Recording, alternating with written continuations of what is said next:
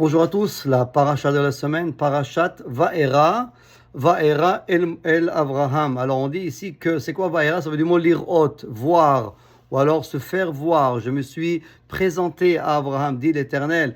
À Kadosh Baruch Hu dit à Moshe Rabbeinu, j'étais avec Abraham, je me suis fait montrer à Abraham, à Yitzhak, à Yaakov, et malgré tout, ils avaient toujours la émouna envers moi. Et toi, que je t'ai envoyé chez Pharaon, parce que ce qui s'est passé, c'est que la dernière fois, on a vu la semaine passée, que Dieu s'est fait montrer dans le buisson ardent, le buisson qui était en train de brûler. Et Moshe Rabbeinu donc, c'est la première fois qu'il y a eu cette rencontre avec Kadosh Baruch Hu, avec l'Éternel, à travers ces flammes. Et Dieu lui a demandé d'aller et parler à Pharaon. Lui, il est parti à parler à Pharaon, et l'esclavage est devenu beaucoup, beaucoup plus difficile. Alors, il est retourné vers Hachem, il lui dit, pourquoi tu as fait comme ça? La Ma'areota, la Hamazé, pourquoi tu as fait comme ça du mal? Tu m'as envoyé, depuis que j'ai parlé avec Pharaon, c'est devenu encore pire. Fallait pas m'envoyer, j'ai pas voulu aller moi depuis le départ. Anyway, alors Dieu lui dit, ah, tu vois ce que je veux dire, maintenant tu vas voir. Alors c'est là qu'il lui dit, Vaera el Abraham, je me suis fait montrer à Abraham et à Yitzhak et Jacob, et ils m'ont jamais remis en question. Et toi, une fois je t'ai envoyé faire une mission, et là tu remets tout en question. Alors, quoi qu'il en soit, c'est ça le parachat de Vaera, qui veut dire je me suis fait montrer à Abraham. Il y a un petit peu un peu plus bas dans la paracha. On voit que Dieu, il dit le fameux bâton qui va se transformer en serpent. Alors, il a fait ça déjà au mont Sinaï. Il a dit, jette ton bâton. Il a jeté par terre. Il est transformé en serpent. Il a dit, attrape-le. Il a attrapé et il est redevenu bâton. Et c'est le premier miracle, le premier signe que Moshe Rabbeinu va faire devant Pharaon. Et ça se trouve dans la paracha de chez nous. Donc, effectivement, qui d'avait un parole est mort. Si Pharaon va vous demander un signe, nous lachem au fait, qu'est-ce que tu vas faire? Kahet matecha ve'ashler lifne paro. Yehi letanin.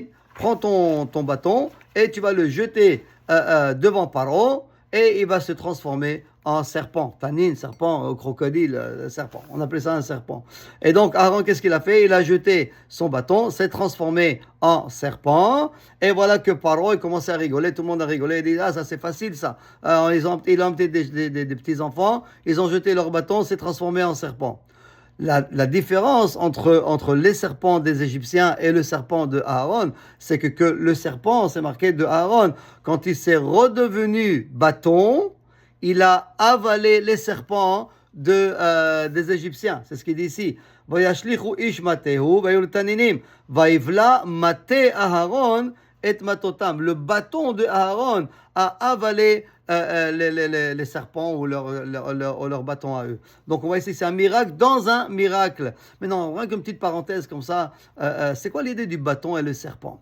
Alors on sait très bien que Kadosh Baruch Hu, c'est lui qui dirige le monde et il envoie une nation faire la guerre contre une autre nation, ou alors celle-ci contre celle-là, ou alors la paix ici, les guerres là-bas, comme on dit à Rosh Hashanah, Ezo les Hereb, Elo les Sava, Elo les Shalom, et tout cela. Donc c'est Kadosh Baruch Hu qui dirige tout ça. Alors comment ça se passe? Quand il veut punir une nation, il prend une autre nation et fait rentrer dans la tête de ce dirigeant-là, ce président, premier ministre, peu importe, que on va faire la guerre, et ils attaquent cette nation que Kadosh Baruch Hu est en colère contre, et c'est comme ça que Kadosh Baruch Hu dirige le monde. Il prend une nation qui, donc, en vérité, les nations sont en vérité le bâton de Kadosh Baruch Hu. C'est avec ça qu'il frappe et c'est comme ça qu'il fait descendre sa colère à travers des autres nations. Donc, comme c'est marqué,